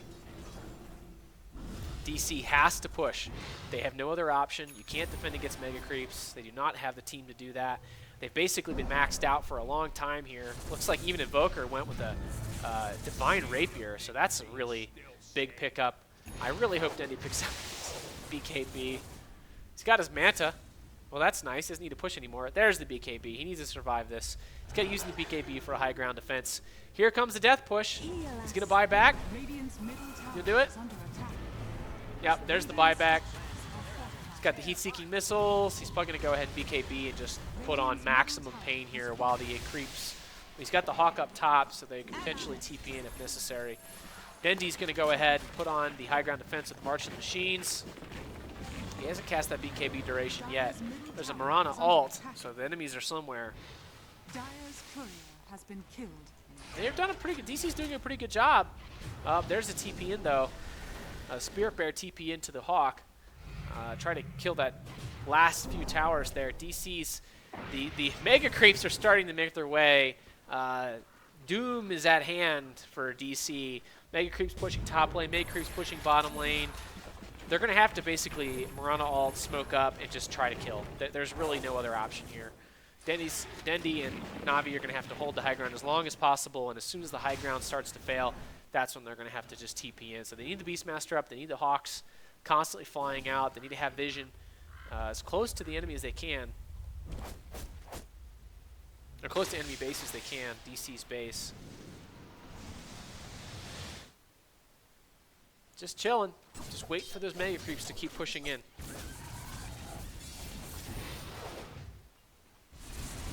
Here comes the push. Meanwhile, those mega creeps are already back up top. Dendi is not leaving the base. He is not leaving the base, which is the first time he has done that. And he knows, because mega creeps are going to push into the enemy space. They cannot defend against this. The only hope is to push this and kill him right now. So Dendi's going to stay back, eliminate that only hope. Here comes the push on the bottom tower. Can they get the racks? They're going to go straight for the tier 4s. They're actually blowing up the tier 4s pretty quickly. There goes one tier 4. Question is, what's Navi going to do here? Chronosphere being used. Are they going to TP? They're going to kill Moo, blow up Moo with the Dagon. Another Dagon. Bunch of buybacks on DC, and that's probably game. Hex, Dagon. He's out of mana at this point. There's anything else to do. There's a Chronosphere. But luckily, Phoenix got his ult off. He actually died in the middle of a Chronosphere. What's Dendi going to do? DC's right outside the base. No cooldown or no buybacks. Okay, General's actually in the middle of their base, and then Dendi's going to TP in, go ahead, kill a resolution, and finish it off. So he waits. Beastmaster, a very important part of that game. DC did a very, very good job defending against that. That must have been so difficult to do. Such a stressful game to play for them. But that's the power of a Tinker, and that's the power of Tinker with the Beastmaster. Lone Druid constantly pushing. That bear was a key to their success. I don't think they would have won this game without the Lone Druid. I don't think that's possible. Because that Lone Druid went and smacked on that enemy base and brought back DC a number of times. He was the thing that people were TPing to. He was the constant menace. He was, Tinker was also that. 20 kills, 8 deaths, 17 assists. But look at the Lone Druid. By the way, he had a Divine Rapier on him at the very end. Didn't even notice that. And a cheese, just in case. So there you go. There you have it. Okay, so what did Tinker do the whole game? Well, he started off mid. He was assisted by Seneko Phoenix. He leveled the March of the Machines first so he could get his boots. He wanted to be able to farm. Looks like Phoenix was able to, Seneko was able to stack for Tinker. You probably do need that if you want to get a fast Boots of Travel on Tinker. And Boots, Tinker does not come online until he gets Boots of Travel. So that's about a 10-minute Boots of Travel time for Tinker, I think, for Dendi. And then he just starts wreaking havoc across the map. You saw, as soon as he got the Boots of Travel, he was TPing in, he was pushing the lanes, and then he's got a Blink Dagger, so he could queue up his Blink Dagger, and as soon as he TP'd in, he was gone. Nobody could figure out where he was. And then he got a Shiva's Guard after that. He was able to make use of that item very effectively, constantly TPing in and blinking out of the way, Shiva's Guarding on the way in, so the Shiva's Guard actually hits even though he TPs away immediately, maximizing the use of the Shiva's Guard, actually pre-casting the Shiva's Guard, pushing all the lanes out constantly while his team farm.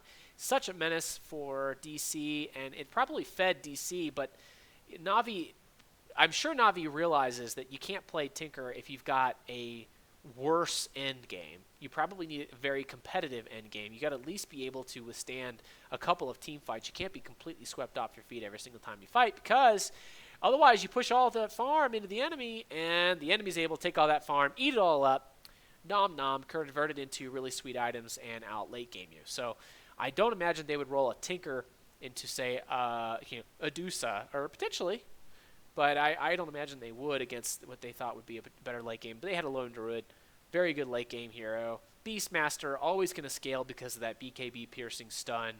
And at the very end, you get a BKB piercing stun. All of a sudden, your 5-second BKB is useless because you're stunned the entire time. Not useless, I guess, but dramatically diminished. And toward the end there, he got that Scythe of Ice, able to pretty much permanently hex people. And once he got the Scythe of Ice, he got the Dagon. And once he got the Dagon and the Scythe of Ice, he's just unstoppable. There's almost nothing they could do to him. I like to see. He used the Shiva's Guard pretty much constantly, and to great effect. But at the same time, I almost feel like maybe it would have been better for him if he had used a BKB a couple of times, so he would have been able to survive. But Shiva's Guard does provide a lot more intelligence, so he had more mana pool. There's also that trade-off. He eventually got a Mantis Tie. I don't think he ever even used it. I don't think he used it even once. And that could have been really good to have early on in the game to keep pushing the lanes even after he left and keep getting vision. And those don't give gold to the enemy. So that's nice. He also use that as a scouting mechanism, a little bit better vision. So, I'm sure Dendi knew what he was doing. I am sure he, obviously he's a professional player. I have no idea what I'm doing. I'm trying to learn from Dendi.